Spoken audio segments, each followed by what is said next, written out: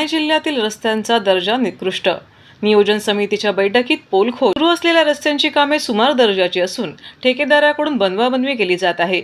अधिकाऱ्यांचे दुर्लक्ष होत असल्याने जिल्ह्यातील रस्त्यांच्या कामांची वाट लागल्याचा धक्कादायक आरोप आमदारांनी केला आहे। तब्बल 9 आमदारांनी रस्त्यांच्या कामाबाबत संताप व्यक्त केला, तर पालकमंत्री शंभूराज देसाई यांनी अधिकाऱ्यांना धारेवर धरले। जिल्हाधिकारी कार्यालयाच्या नियोजन भवन येथे पालकमंत्री शंभूराज देसाई यांच्या अध्यक्षतेखाली नियोजन समितीची बैठक पार पडली। या बैठकीत आमदारांनी रस्त्यांच्या कामाबद्दल प्रश्नचिन्ह उपस्थित केले। जिल्ह्यात रस्त्यांची कामे अर्धवट असून अनेक ठिकाणी मोठमोठे अपघात होत आहेत। त्यातच आता निवडणुका तोंडावर आल्या असल्याने मतदारांना देखील सामोरे जायचे आहे। त्यामुळे रस्त्यांच्या कामासह जिल्ह्यातील अनेक विकास कामांनी वेग धरल्याचे भासवले जात आहे। मात्र मुख्यमंत्र्यांचे निवासस्थान असलेल्या जिल्ह्यात रस्त्यांच्या कामाबाबत आमदारच तक्रार करीत असतील तर राज्यात काय परिस्थिती असेल असा सवाल उपस्थित झाला आहे। या बैठकीत आमदार महेश चौगुले, रहीस खान, किसन कथोरे, बालाजी किणीकर, कुमार आयलानी, गणपत गायकवाड, प्रमोद पाटील आणि गीता जैन या 9 आमदारांनी सुरू असलेल्या रस्ते कामांच्या दर्जावर प्रश्न उपस्थित केला। ठेकेदारावर कारवाई करण्याचे आदेश। रस्त्यांची कामे पूर्ण व्हावीत या दृष्टीने ठेकेदारांकडून घिसाडघाई सुरू असल्याची तक्रार उपस्थित आमदारांनी पालकमंत्री शंभूराज देसाई यांच्याकडे केली। यावर जिल्ह्याच्या पालकमंत्र्यांनी अधिकाऱ्यांची चांगलीच हजेरी घेतली। ज्या रस्त्याची क्वालिटी कंट्रोल तपासणी झाली नसेल त्या रस्त्यांची तपासणी करण्यात यावी। ज्या रस्त्यांचे आयुष्य साधारण 5 ते 7 वर्ष असेल मात्र रस्ते वर्षभरातच खराब झाले असतील तर अशा ठेकेदारांवर दंडात्मक कारवाई करण्याचे आदेश देसाई यांनी दिले। नियोजन समितीची नियमित बैठक आज या ठिकाणी संपन्न झाली। सन 23-24 या वित्त वर्षातील प्रशासकीय मान्यता आणि खर्च याचा प्रामुख्याने आज मी आढावा घेतला। एकूण सन 23-24च्या कामांपैकी 72% कामांना प्रशासकीय मान्यता दिलेल्या आहेत आणि खर्च झालेल्या रकमेचं प्रमाण हे 38% आहे।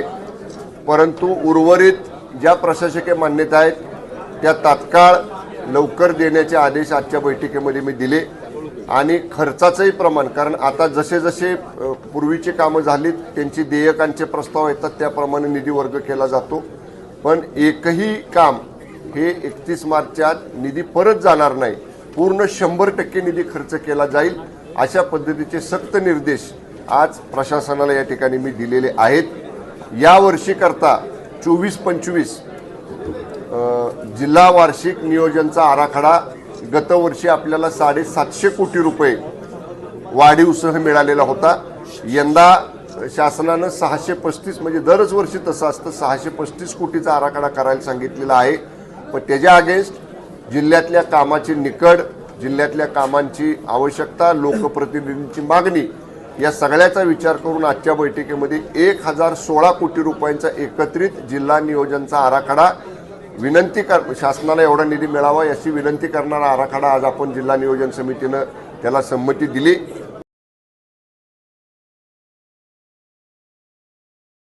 सर्व नागरिकांना आवाहन करण्यात येत आहे की सध्या डासांमार्फत पसरणाऱ्या डेंग्यू या आजाराचा प्रसार रोखण्यासाठी प्रत्येकाने पुढील प्रमाणे कार्यवाही करावी। डेंग्यू आजार एडिस इजिप्ती हा डास चावल्याने होतो। या डासांची पैदास साचलेल्या किंवा साचवलेल्या स्वच्छ पाण्यामध्ये होते। 8 दिवसांपेक्षा जास्त दिवस पाणी उघडे व साचून राहिल्यास त्यात डास अंडी घालतात। अंड्यांच्या अळ्या तयार होऊन पुढे डास तयार होतात। यासाठी आपल्या घरातील पाणीसाठे उदाहरणार्थ बॅरल्स, पिंपे, टाक्या, हौद, रांजणे इत्यादी दर आठवड्याला रिकामे करून घासून पुसून कोरडे करून पुन्हा भरावे। 1 दिवस कोरडा दिवस म्हणून पाळावा। पाणी साठ्यांना घट्ट झाकणे बसवावीत किंवा जुनी साडी, चादर, धोतर यांनी बांधून झाकून ठेवावीत, म्हणजे डास त्यात जाऊन अंडी घालणार नाहीत। घराच्या गच्चीवर, आजूबाजूला, अंगणात कोठेही पाणी साचू देऊ नये। भंगार सामान उघड्यावर टाकू नये, उदाहरणार्थ टायर्स, प्लास्टिक सामान, कुंड्या, टाकाऊ वस्तू इत्यादी। अशा सामानात पावसाचे पाणी साठून त्यात डेंग्यूच्या डासांची पैदास होते। घरातील कूलर्स, फ्रीजच्या पाठीमागील ट्रे हे देखील वेळोवेळी कोरडे करावेत। लक्षात ठेवा, नुसत्या फवारणीने डास घनता कमी होत नाही, तर त्यासाठी डास पैदास ठिकाणे नष्ट करणे ही आपल्या सर्वांची जबाबदारी आहे. कोणताही ताप अंगावर न काढता जवळच्या शासकीय रुग्णालयात मोफत औषधोपचार घ्या. अशा प्रकारे नागरिकांनी सहकार्य केल्यास डेंग्यूचा प्रसार रोखणे सहज शक्य आहे.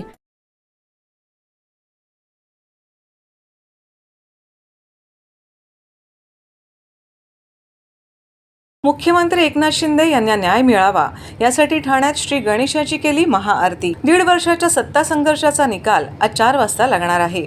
दोन्ही शिवसेनेच्या आमदारांच्या निकालाकडे राज्यासह संपूर्ण देशाचं लक्ष लागलेलं असताना मुख्यमंत्र्यांच्या ठाण्यातील वागळे इस्टेट मतदारसंघात गणपतीची महाआरती करून निकाल मुख्यमंत्र्यांच्या बाजूने लागावा व मुख्यमंत्रीपदी यापुढेही एकनाथ शिंदेच राहावे यासाठी गणरायाला साकडे घालण्यात आलं. या आरतीसाठी शिंदे समर्थक मोठ्या संख्येने उपस्थित होते. मुख्यमंत्र्यांनी बंडखोरी करून वेगळा गट निर्माण केल्यानंतर मुख्यमंत्रीपदाची शपथ घेतली तेव्हा याच ठाण्याने त्यांच्या निर्णयाला समर्थन दिलं होतं. निकालाकडे आमच्या सर्वांची उत्सुकता आहे. निकाल काहीही लागला तरी ठाण्यातील सर्व शिवसैनिक आणि ठाणेकर हे एकनाथ शिंदे यांच्या कायम सोबतच असतील. पण निकाल हा आमच्या बाजूने लागेल असा आम्हाला पूर्ण विश्वास आणि खात्री आहे, अशा भावना यावेळी शिंदेच्या शिवसैनिकांनी व्यक्त केल्या. यावेळी शिवसेना संभाजीनगर संपर्क प्रमुख व नगरसेवक एकनाथ भोईर व वागळे प्रभाग समिती अध्यक्ष नगरसेविका एकता भोईर यांनी पत्रकारांशी बोलताना अधिक माहिती दिली.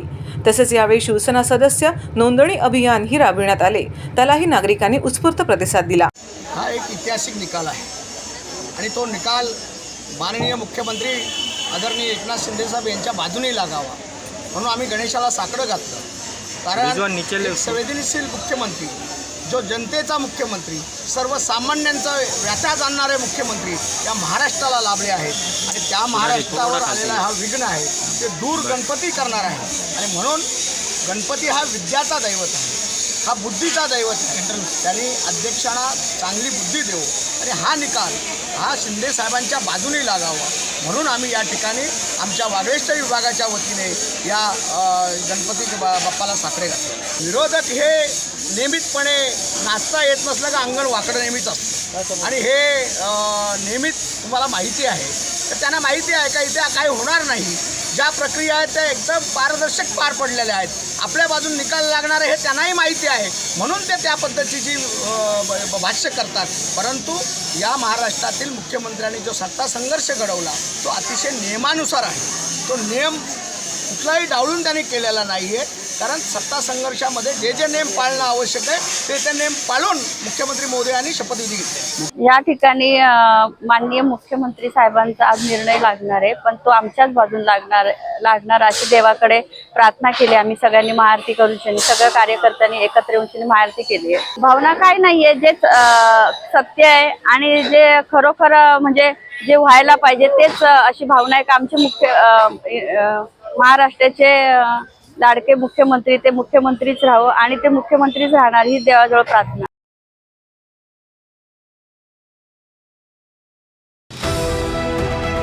TJSB सौर शक्ती कर्ज, गो ग्रीन, करा वीज बिलावर बचत. आकर्षक व्याजदर, 84 महिने परतफेड कालावधी, 80% लोन, व्यावसायिक आणि उद्योजकांकरता सुद्धा. अधिक माहितीसाठी तुमच्या जवळच्या शाखेला भेट द्या किंवा संपर्क साधा. 1800-223-466 आणि 1800-266-3466.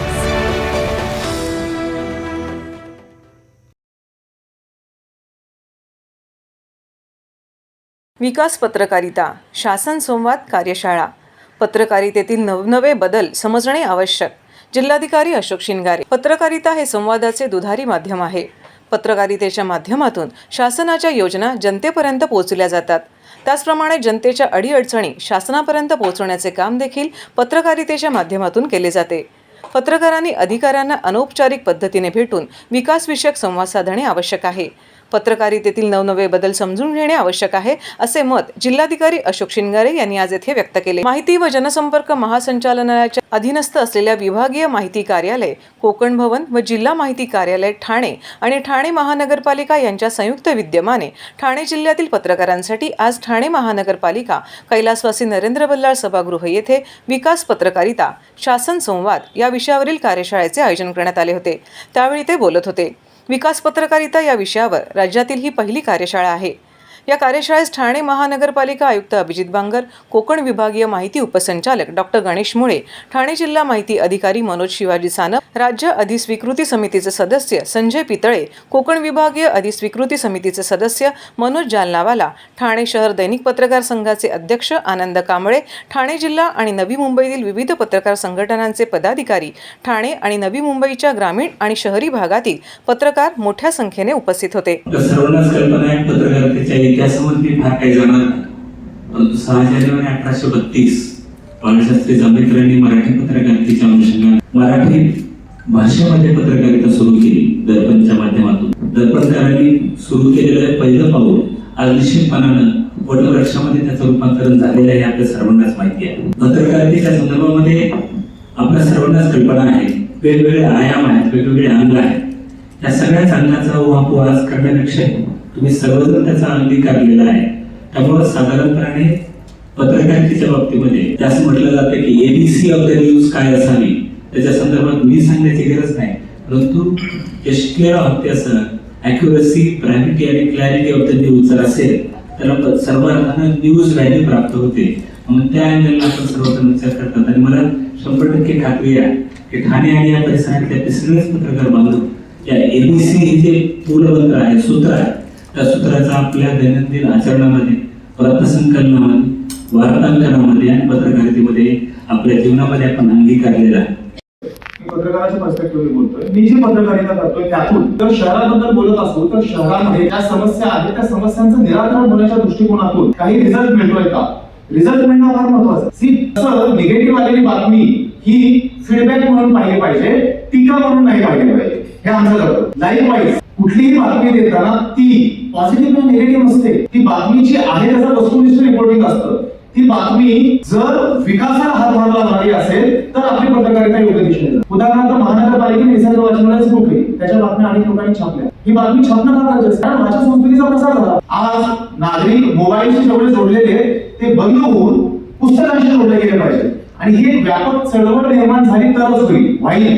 चळवळ व्हायची सुरुवात कुठेतरी एका छोट्या गोष्टीपासून होते आणि त्यामुळे ही सामाजिक बांधिलकी म्हणून का होईना अशा बातम्या आल्या पाहिजे.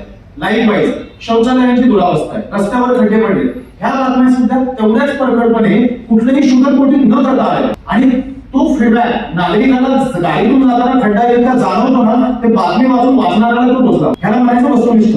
आणि अशा पद्धतीने जर विकास पत्रकारिता म्हणजे आपल्या रिपोर्टिंगच्या माध्यमातून समस्येचा हल ते विधायक पद्धतीने, दोन्ही विधायकच पाहिजे, पण एखादी चांगुलपणाची चळवळ निर्माण करण्याच्या दृष्टिकोनातून होत असेल किंवा चुकीच्या गोष्टी त्या ऑथॉरिटीच्या निदर्शनास आणून देण्यामुळे होत असेल, त्या दोन्ही बाबी तेवढ्याच महत्वाच्या मला वाटतात. आणि त्या पद्धतीने जर आपली पत्रकारिता जात असेल तर आपण योग्य दिशेने चाललो. अशा पद्धतीने हे आपल्याला कंपास म्हणून काम करू शकतो.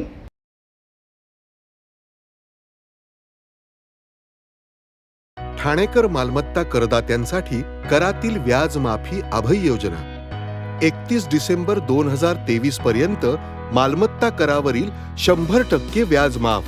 तसेच 1 जानेवारी ते 15 जानेवारी 2024 या कालावधीमध्ये मालमत्ता करावरील 75% व्याज माफ. त्याचप्रमाणे 16 जानेवारी ते 31 जानेवारी 2024 या कालावधीमध्ये मालमत्ता करावरील 50% व्याज माफ. तरी सदर व्याज माफीच्या अभय योजनेचा ठाणेकर करदात्यांनी लाभ घ्यावा. महानगरपालिकेच्या कोणत्याही संकलन केंद्रावर कर भरण्याची सोय आहे. ATM, डेबिट, क्रेडिट कार्डद्वारे कर भरण्याची सुविधा उपलब्ध करून देण्यात आली आहे. सोमवार ते शनिवार या दरम्यान सकाळी 10:30 ते सायंकाळी 5 वाजेपर्यंत संकलन केंद्राची वेळ असून करदात्यांच्या सोयीसाठी रविवारी संकलन केंद्र सकाळी 10:30 ते दुपारी 1:30 वाजेपर्यंत सुरू ठेवण्यात येत आहे. यासोबतच ठाणे महानगरपालिकेच्या propertytax.thanecity.gov.in या संकेतस्थळावर ऑनलाईन पद्धतीने मालमत्ता कर भरण्याची सुविधा उपलब्ध करून देण्यात आली आहे. तसेच गुगल पे, फोन पे, पेटीएम आणि भीम ॲपद्वारे आपला कर सुलभतेने जमा करू शकता. ठाणे महापालिका क्षेत्रातील सर्व करदात्यांना विनंती आहे की आपण या व्याजमाफी अभय योजनेचा जरूर लाभ घ्या आणि आपला मालमत्ता कर लवकरात लवकर महापालिकेमध्ये जमा करून महापालिकेस सहकार्य करा. धन्यवाद. श्रीराम पूजा हीच राष्ट्रपूजा. कैलासवासी रामभाऊ म्हाळगी व्याख्यानमालेतील केंद्रीय मंत्री अनुराग ठाकूर यांचे प्रतिपादन. प्रभू श्रीराम हे मानवतावादाचे दुसरे नाव आहे. श्रीराम हेच एकात्मिक मानवतेचे महानायक असल्याने प्रत्येकाने आपल्या परंपरा संस्कृतीवर गर्व करून एकजुटीने कर्तव्याचे पालन करीत आत्मनिर्भर भारताला विकसित भारत बनवावे हीच राष्ट्रपूजा असून तीच श्रीराम पूजा आहे, असे प्रतिपादन केंद्रीय मंत्री अनुराग ठाकूर यांनी केले. महाराष्ट्राच्या सांस्कृतिक चळवळीमध्ये महत्त्वाचे स्थान असलेल्या कैलासवासी रामभाऊ म्हाळगी व्याख्यानमालेचे उद्घाटन मंगळवारी सरस्वती मंदिर शाळेच्या पटांगणात केंद्रीय मंत्री अनुराग ठाकूर यांच्या हस्ते झाले. यावेळी श्रीराम पूजा ते राष्ट्रपूजा या विषयावर त्यांनी आपले ज्वाज्वल्य विचार मांडले. या प्रसंगी व्याख्यानमाला समितीचे अध्यक्ष आमदार संजय केळकर, भाजप जिल्हाध्यक्ष संजय वाघुले आणि सचिव शरद पुरोहित व्यासपीठावर उपस्थित होते. तर श्रोत्यांमध्ये माजी उपमहापौर सुभाष काळे, माजी गटनेते मनोहर डुमरे, मकरंद मोळे, माजी नगरसेविका प्रतिभा मडवी, डॉक्टर राजेश मडवी, विद्याधर वैशंपायन, सीताराम राणे, प्राध्यापिका कीर्ती आगाशे, समतोलचे विजय जाधव आदींसह अनेक मान्यवर उपस्थित होते. उस माध्यम से क्या कहना?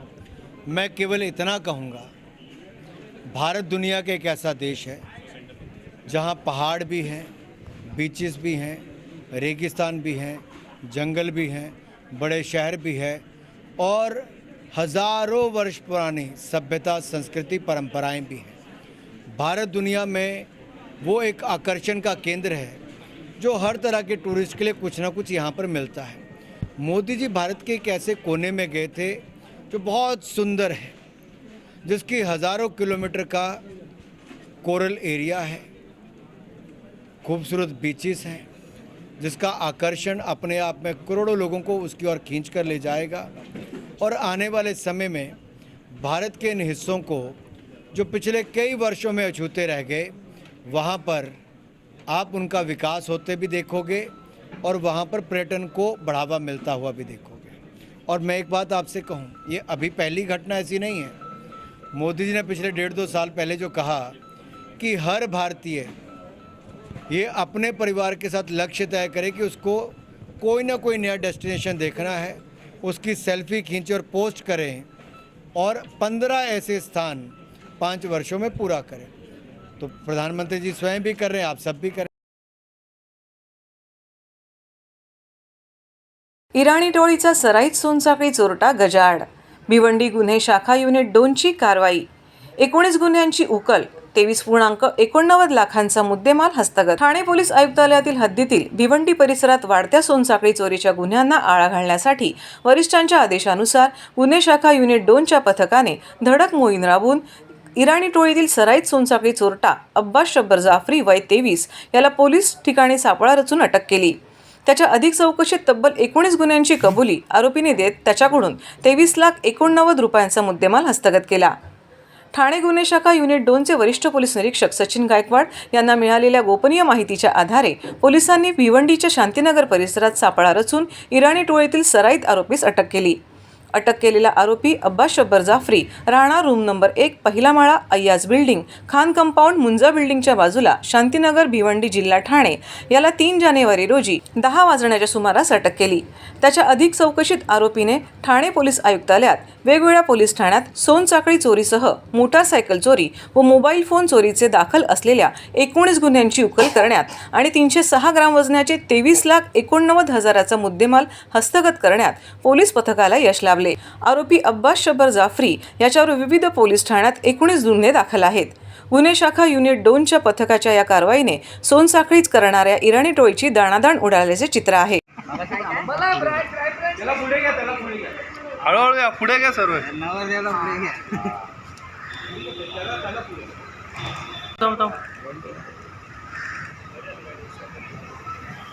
ठाणे पोलीस आयुक्तालयाच्या हद्दीमध्ये जे काही चेन स्नॅचिंगचे घटना घडत आहेत त्या अनुषंगाने माननीय पोलीस आयुक्त डुंगरे सर यांचे आदेश होते की यामध्ये आपल्याला जे स्ट्रीट क्राईम्स आहेत त्याच्यावरती आपल्याला आळा बसवायचा आहे. त्या अनुषंगानं डिटेक्शन असेल, प्रिव्हेंटिव्ह ॲक्शन असेल, या अनुषंगानं कारवाई करताना त्या गुन्हे शाखेच्या युनिट 2चे senior P I Sachin Gaikwad आणि यांच्या टीमला एका गुन्ह्यामध्ये हा अली इराणी उर्फ अब्बास शब्बर जाफरी राहणारा हा पिराणीपाडा भिवंडीचा आहे याची माहिती मिळाली. त्या अनुषंगाने यांनी ट्रॅप आयोजित केला आणि त्याच्यामध्ये त्याला अरेस्ट केलं. या अरेस्ट केल्यानंतर इंट्रोगेशनमध्ये असं समोर आलं की याचे जवळजवळ याने 15 चेन स्नॅचिंगचे गुन्हे आपल्या ठाणे पोलीस आयुक्तालयातील विविध पोलीस स्टेशनच्या हद्दीमध्ये केलेले आहेत. 2 मोबाईल स्नॅचिंगचे गुन्हे केलेले आहेत आणि 3 मोटरसायकल चोरी करून ह्या गुन्ह्यामध्ये वापरलेले आहेत. यामध्ये जवळजवळ 306 ग्रॅम वजनाचं सोनं मुद्देमाल आपण हस्तगत केलेलं आहे. 4 मोबाईल हस्तगत केलेले आहेत आणि 3 मोटरसायकल याच्यामध्ये मुद्देमाल जप्त केलेला आहे. एकूण 23,89,000 रुपयेचा मुद्देमाल आपण याच्यामध्ये जप्त केलेला आहे. अतिशय उत्कृष्ट अशी कामगिरी याच्यामध्ये युनिट 2चे senior P I Sachin Gaikwad, त्यांची टीममध्ये API Dhanraj Kedar, API Dhoke, API माळी, PSI राजेंद्र चौधरी, निसार तडवी आणि अशी पूर्ण टीमने केलेली आहे.